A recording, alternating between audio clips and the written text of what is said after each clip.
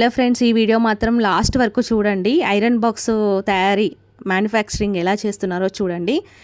ఈ వీడియో అయితే లాస్ట్ వరకు చూడండి. మీకు మంచిగా అనిపిస్తే నాకు లైక్, సబ్స్క్రైబ్ చేయండి. కామెంట్ కూడా చేయండి. ఎలా ఉంది, ఎట్లా చేయాలి అనేది కూడా మీరు నాకు సజెషన్ కూడా ఇవ్వండి. ఐరన్ బాక్స్ మట్టి మొత్తం స్ప్రెడ్ చేశాడు, లోపల 2 వైర్లు పెట్టాడు. ఇంకా దాన్ని చెక్ చేస్తున్నాడు. కరెంటు పెట్టి చెక్ చేస్తే ఆ మట్టి మొత్తం ఎండిపోయింది. ఎండిపోయిన తర్వాత ఒక షీట్ అనేది, ఎందుకంటే ఆ మట్టికి ఇంకో ఐరన్ బాక్స్ పైన పార్ట్కి మధ్యలో ఒక షీట్ అనేది అరేంజ్ చేసి ఆ షీట్ మొత్తం పెట్టేసిన తర్వాత సేమ్ దానిలాగానే సైజు తీసుకొని పెట్టేసి స్క్రూ అనేది బిగించిండు మంచిగా.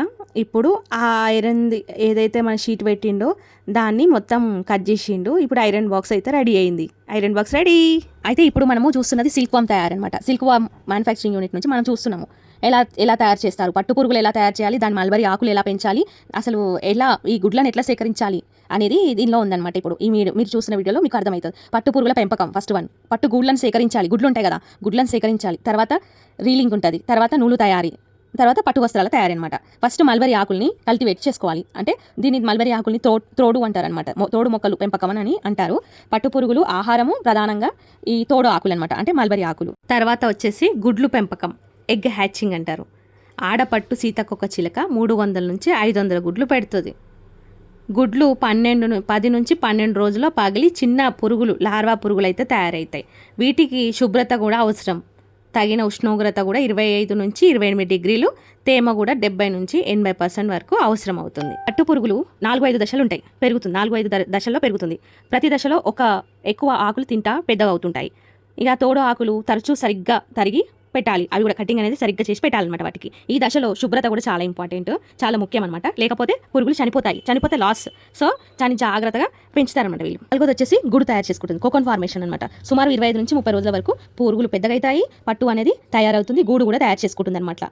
ఇది ఒక్క పురుగు గూడులో 600 నుంచి 900 మీటర్ల పొడవైన పట్టు అయితే వస్తుంది. ఇప్పుడైతే ఫైనల్ స్టేజ్ అనమాట. గూడును వేడి నీటితో పెట్టి పురుగులను చంపుతారు. ఆపై గూడు నుంచి పట్టు నూలు అయితే తీసి రీల్గా సిల్క్ తయారు చేస్తారు. మనం చనిపోయిన తర్వాత మన శరీరంలో ఏం జరుగుతుంది? నంబర్ 1, మొట్టమొదటిగా బ్రెయిన్ అలాగే హార్ట్ అయితే కొన్ని మైల్-సెకండ్స్లోనే పనిచేయడం ఆగిపోతాయి. నంబర్ 2, చనిపోయిన 10 సెకండ్ల తర్వాత బాడీ టెంపరేచర్ అనేది లో అయిపోతుంది. ఇంకా 2 నిమిషాల తర్వాత బాడీ అనేది చల్లగా అయిపోతుంది.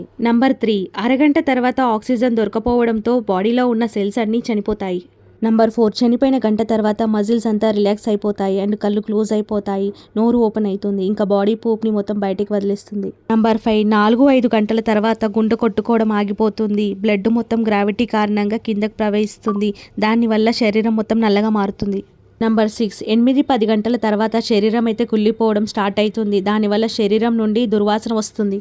నంబర్ 7, 24 గంటల నుంచి 48 గంటల తర్వాత గోర్లు పెద్దగా కనిపిస్తాయి, ఇంకా జుట్టు రాలడం మొదలవుతుంది. ఇంకా 4-5 రోజుల్లో జుట్టు మొత్తం రాలిపోతుంది. నంబర్ 8, 5 రోజుల తర్వాత మన బాడీలో నుంచి దుర్వాసన వస్తుంది, కీటకాలకు అటాక్ చేస్తుంది, శరీరం మొత్తం తినేస్తుంది, లాస్ట్కి అస్థిపంజరం అవుతాము.